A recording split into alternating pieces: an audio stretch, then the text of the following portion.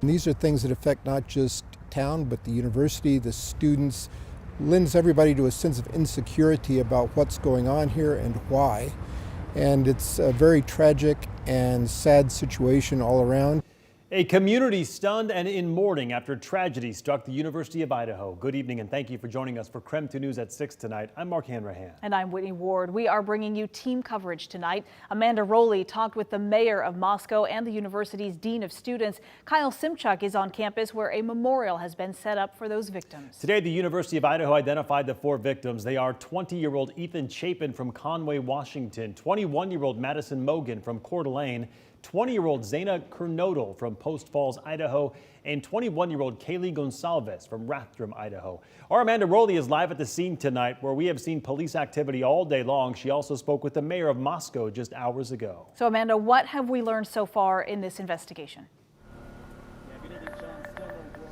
Well, this has been a very active crime scene here just steps away from the University of Idaho campus. Developments have come out at least every hour this afternoon, but right now we do know that Moscow police are remaining on scene tonight. We have an officer patrol car at the scene of the home of the 4 University of Idaho students, and police tape is still up. But here's what we know so far about what happened.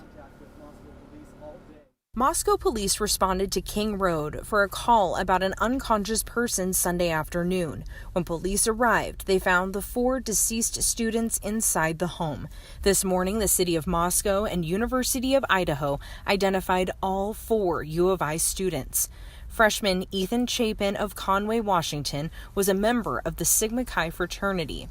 Zana Kernodle, a junior from Post Falls, was a member of the Pi Beta Phi sorority.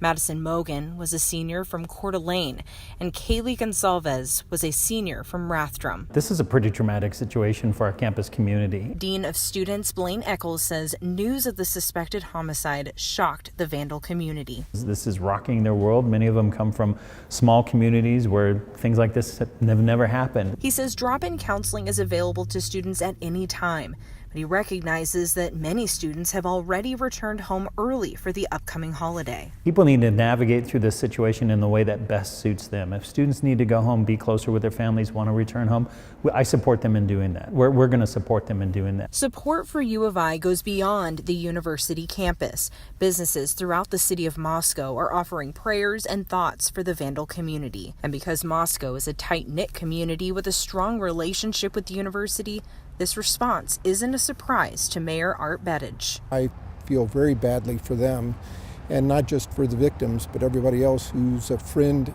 and associate with those people. He told me he was shocked by the news about what he's calling a senseless act of violence. This is stuff that shouldn't happen, especially in a small, quiet town like Moscow is, where we're heavily involved with the university. And these are things that affect not just town, but the university, the students, lends everybody to a sense of insecurity about what's going on here and why.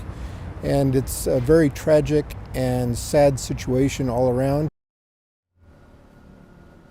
Now, the cause of death for these 4 students has not yet been released by the Latah County coroner, but we do know their families have been notified. Tonight, Moscow police telling the community again there is no active threat to the public, and tonight, no suspects are in custody. Amanda Rowley, KREM 2 News. Thank you very much. And tonight in our continuing team coverage, we are learning more about who these victims are. Our Janelle Finch spoke with the family of Kaylee Gonsalves and has more tonight. In speaking with Kaylee Gonsalves' mother and sister, they tell me Kaylee was a strong and passionate go-getter. She even already had a job lined up in the tech industry after graduation. Kaylee was one of 5 Gonsalves' children. She graduated from Lake City High School, the same school as Maddie Mogan, another victim. Kaylee's family says the 2 were especially close, and Maddie was a part of their family as well. Kaylee's oldest sister, Olivia, shared a statement on behalf of the Gonsalves family. It reads in part, "Kaylee was, is, and always will be our defender and protector. She is tough and fair, the ultimate middle child. She did absolutely everything she set her mind to. She didn't hold back on love, fights, or life. Kaylee was the ultimate go-getter and constantly wanted an adventure." We still have a lot of questions about what happened. Also looking for answers is Kaylee's family. Kaylee's sister Olivia asked the public to stop spreading rumors about what happened and wait for the facts from police. We are continuing to ask our own questions and will continue to bring you updates as we get them. In the studio, Janelle Finch, KREM 2 News. The only male victim, Ethan Chapin, is from Conway, just south of Mount Vernon, over on the west side of Washington. He was 20 years old, a freshman, and a member of the Sigma Chi fraternity. We've also learned he was a triplet, and his brother was also attending the University of Idaho. Coming up tonight at 6:30, we'll hear from Chapin's childhood neighbors who described him and his siblings like grandchildren.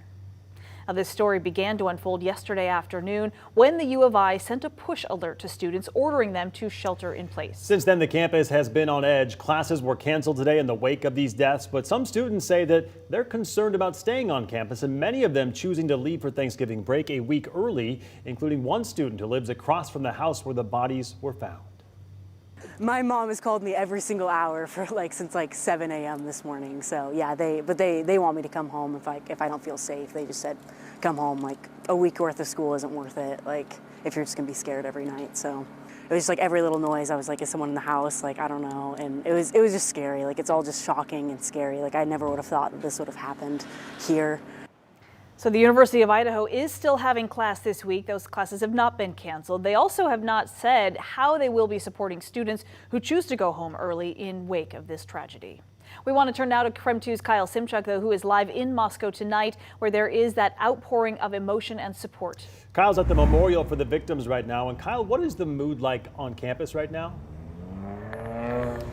Well, Mark, we've talked to quite a few students off camera. They are shocked, they're sad, and one student even told me that she's scared. She says she only left her apartment to go get some groceries and to buy some flowers to bring them here. This is the memorial that is growing here right near the entrance to campus. Class was canceled today. And we did hear that there was a vigil tomorrow that's actually been rescheduled for Wednesday at 5 p.m. according to the university.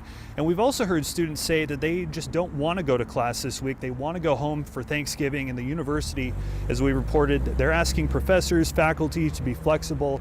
A university president said that, that if students do want to go home to their families, that is totally fine.